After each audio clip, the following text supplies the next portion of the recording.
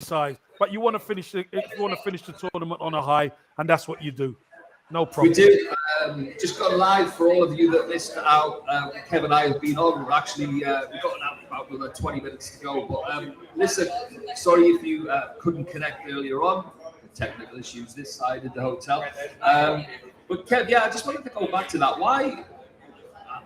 How can they criticise people for wanting to win a game that can enable you to become the third best team in the world? How can that not be celebrated? Pete, it's called the media, and a lot of people who don't know exactly what it means to play in these type of tournaments. And you know what? To finish third in the world is a massive achievement for a small country like Croatia. It's huge.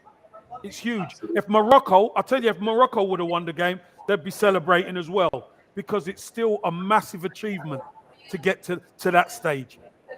We were talking about Morocco yesterday, speaking to some of their fans out and about, Kev, and they were as up for that game as they were the previous. This is, whether it was the final or the third leg, but this was a World Cup journey for them, and they wanted to win, and they wanted to enjoy every single minute. That was the message we got when we were out and about yesterday. Enjoy every minute of this, what's been a remarkable World Cup, and at the end of the day, they've still gone home as the fourth best team on the planet.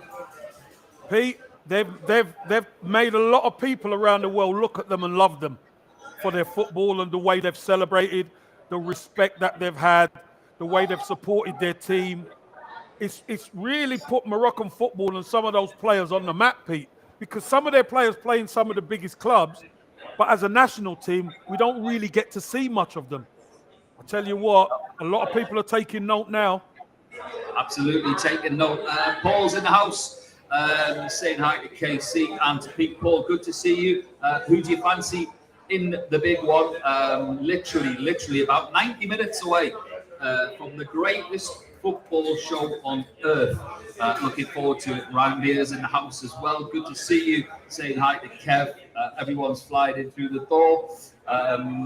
Yes, Paul, we're just talking about Morocco, saying that they did extremely well, and I think that they captured everybody's hearts in that one. But it's going to be a difficult one. Kev, going back to even with the talent that we have on pitch today, do you think that for all the talent, Mbappe's, Griezmann's, Messi's, Angel, you name them, I don't think it's going to be as high as the last encounter. Do you think goals might be at a premium today? Pete, I'll tell you what, if we got half the goals of their last encounter in the World Cup, if we got half, we'd be all right. I tell you, a 2-2 or 3-2, we would be buzzing on that, Pete. Listen, I think both teams like to attack. Both teams could score goals. For me, I think it depends how France defend. If France defend properly, France might just have a little bit too much firepower, Pete, because they've got quality everywhere at the top end. I think Argentina relies so heavily on Messi that might go against them today. We'll see. We just touched on it before, but there's a few people flying in through the front doors now, so it's probably worth repeating for them. Will the instruction be just nullify Messi? No. It won't be just nullify Messi, because they've got other players who are capable. You still have to play, Alvarez, who's been unbelievable since he's got in the team, etc. But I think everyone has to be wary of where Messi is. And they'll have a game plan on how to usher him into areas where he's not as effective. If he's around the box, then you've got to be on your mettle. But if you get him in that midfield, then you keep him in that midfield. Keep passing him on to another blue shirt or another white shirt, depending on what color they're wearing today, France. That's what you try and do. You try and make it as difficult as you can. Interesting. Rambia says England should have knocked out France. Hey, it's a good discussion point. It was. Did they have shoulda, coulda, woulda. Shoulda, coulda, woulda. Come on. Yeah. Moving on. They had the chance, Kev, right? Listen, England had the chance. They couldn't take the chance.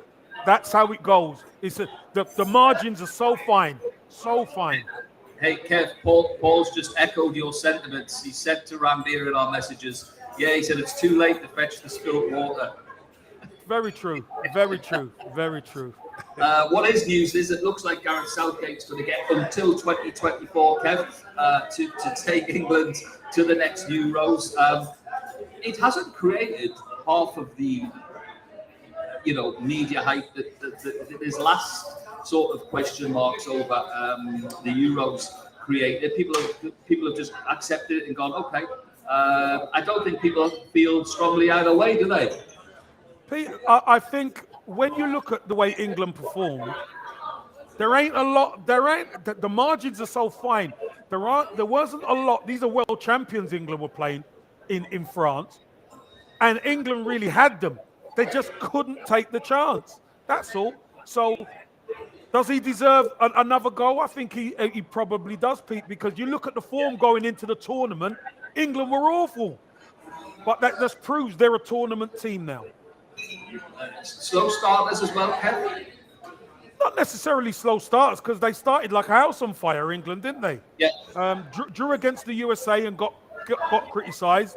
But, they got the job done, and then they got to the quarter, and France, pipped them because of a penalty decision, in a sense. One that didn't go their way, and one that they put over the bar. So it is what it is, Pete. The margins, as I say, is so fine. And if England would have won that game, who knows? England might have been in the final. But hey, we're not gonna talk over the spilt water. No, we've got a big game to look forward to tonight. Just looking at all of the traffic and the fans coming in there. As we said, we've got a special guest who is in Doha. Hope you can hear me. Pierre, how are you? Hey, I think the nature was like a final match. It was shaking you, and now you got it through it. I love how things are unpredictable. How you guys keeping up? Things are never impossible. So now we've got Super Kevin Campbell. We've got Super DJ in the house, Pierre Ravan. Pierre, great to see you, and thanks for joining us as well, because you're there. What's the atmosphere like in Doha? Bro, I have to tell you the truth. Just now, before coming, I was sitting with Bolt, the fastest runner.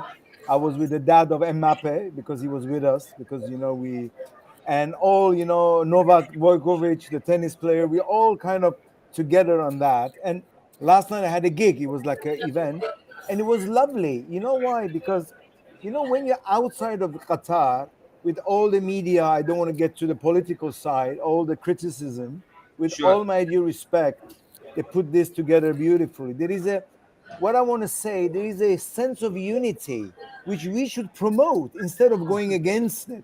Let's be united and promote this football as something, as a human cheerfulness instead of criticism all the time. I've got to say that part of the reason that you're in there, because I'm party to this. I know I've had the lowdown, Kev, from Pierre. Pierre's in Doha for a couple of reasons. Obviously, to play his amazing music. We're going to play out the show with it, by the way. I managed to nab his latest single, as I like to call it. Downloaded it, so we'll be playing out with that, Pierre. But you were there as well for something else, because I've got to ask you the question and hand it to you that, what can Pierre Ravan bring to the global game through what you do with promoting music and also, promoting wellness and mental health? Look, Pete, I personally feel the wellness, well-being, and entertainment together as a marriage, it's a need of an hour. Early days, we were separating whatever is wellness and well-being and whatever is music. I'll give you an example. You open a magazine, Time Out. Half of the page is where to get massage, and half of the is where to get wasted. I mean, you know what I'm saying? And why? I mean, we are automatically conditioning the separation, but it was never separated. Entertainment is part of our wellness and well-being. And most importantly is football. I explain you why. Look, we as a people who go on watching a match, forget about our differences. Look the matches which is happening. Morocco, France.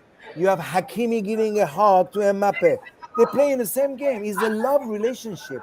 You have US playing against Iran. Look, all the speculation about Iran.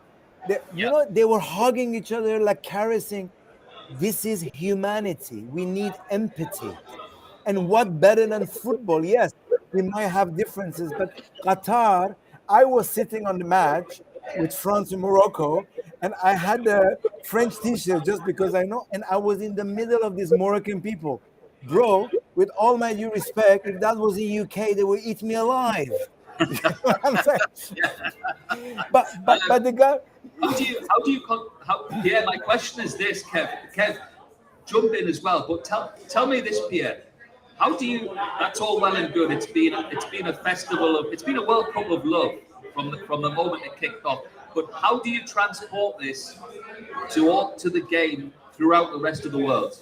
You know, I tell you, we had a meeting with Mr. Nasser, who is the owner of PSG, and also he owns the Bean Studio. And as I had an interview, and we realized football is one of the best sports, which you need a mental health for the player. You know, the emotional pressure, it's unbelievable. And now imagine when you get them through this, the inner centeredness, and then when you link, you centered, and you're in acceptance, and at the same time after that you bring everybody together through music, means you create a unity from the heart. This mind, we have a problem. We think everything is from here. Wrong. It's all about the heart. If we find a way to connect the hearts, the job is done. Kev, I think Pierre's lining up today. I think he's playing. Hey, listen, Pete. It's all about the people. It's all about the fans.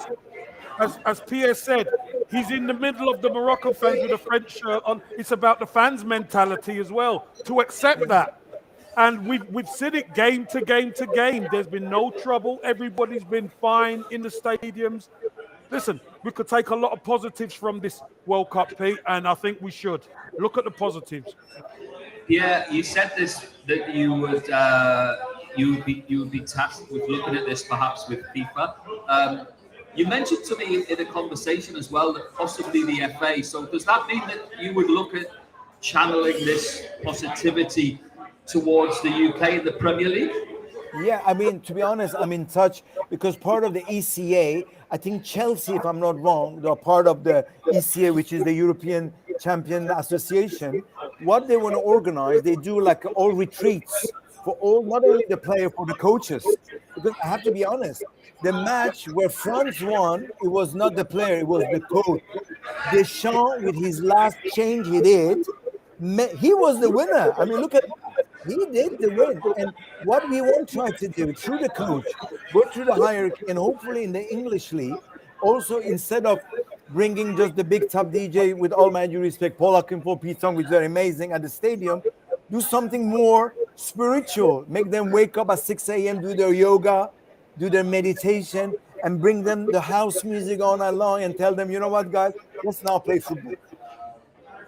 I've got to say, have you had any time while you're there to actually play any of your music, or are you just literally working non-stop? Have you played gigs while you've been there? Bro, I tell you, I'm here for 1 full month. I've been blessed to sign a contract with Hublot, which is, you know, the biggest sponsor for the World Cup. And what we did, we created a house of love. I mean, it sounds very like back to 90s. We call it the house of love. And this is what we created. You know what we're doing? Everyday batch of players, people, everybody come on the beach. We're in the beautiful place of Doha. I play this beautiful, soulful house music with a good message. People come, some drink, some like me, have sparkling water, and so what? We are not here to judge, right? And everybody shares the togetherness, and then we all go to the match for the whole month. And today, I'm going to the World Cup, and I'm inviting everybody. We come back to the villa. We have 400 people coming, hopefully with the winners. And I might send you some videos. You might, guys, you still have time to come. You still have time to come. Kev's on his way over. Kev, it's not. If you think about it, I'm gonna come back, and it's another French aspect to this, Kev. It's not something far away from 20, 30 years ago that Arsene Wenger would have loved. I mean, he literally was all about the mindset of the player and football, wasn't he? Yeah, he was about changing the dynamic, changing the mindset and the thought process. I think the thought process is important. It's not just I'm thinking about the game. You've got to think about yourself. You've got to think Yeah. about the position you're in. And then it opens you up more to love the game even more, enjoy it. And listen, Pierre, I want to be there, mate. I want to be with you. I want to be You after guys the game. I are. want to be at the villa. You guys are. Look here. Here you go. This is our. No, no. Listen. You guys are here with me. When I spoke to Pete yesterday, we had a gig. You have to. It was lovely. You had all the sport people from the tennis to everybody.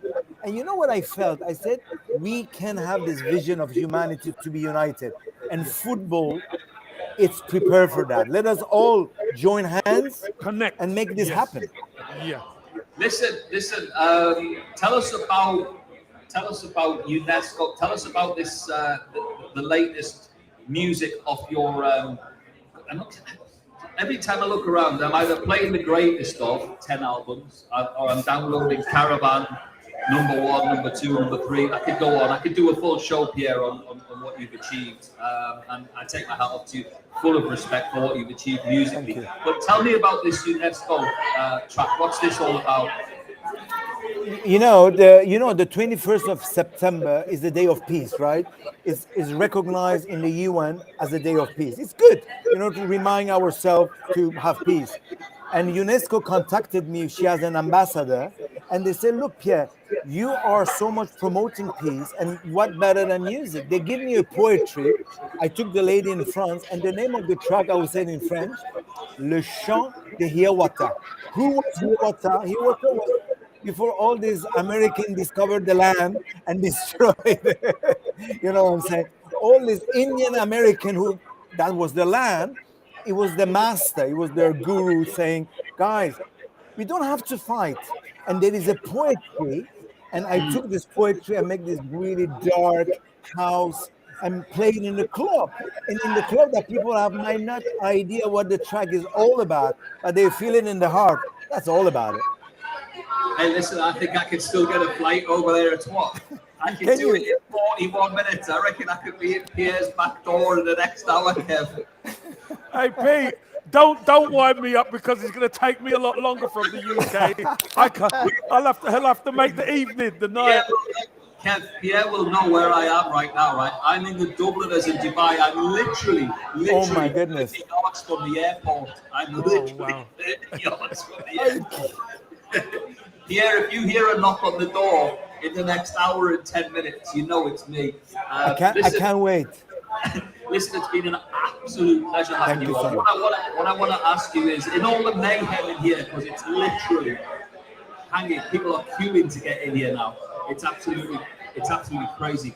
In the new year, Pierre, will you come on our Saturday show, Soccer Saturday, and preview the games with us, but also tell us a little bit more about what you're doing? We'd love to have you back on. No problem. No problem at all. Look, I will be in Goa. Believe it or not, I'm going back to Paris to spend my with the family, which my wife, she's after my life. And by the way, when I sent her the flyer, the first thing she saw Dubliner because she's from Dublin. She said, "Look, that's the sign." I said, "You know, an older woman, I know that's the sign." But anyway, and I will be in Goa at the time because I'm doing a festival for 75,000 people there. Again, to create that unity. We could tune into to the festivals. Really lovely. Kev, it's been amazing to see you. We are going to play out the clip from Pierre's song as well, by the way. We're going to play out with that because it's been, it actually needs a bit of a chilled vibe in here because it's getting seriously busy. Prediction. France to win. Okay. That's important. Pierre? Give us a score, Pierre. Give us a score. Look, you want to know the truth? I will say something people might say I'm a little bit out of this world. Look, my mind say France, but my heart says the nature will make Argentina win. You know what?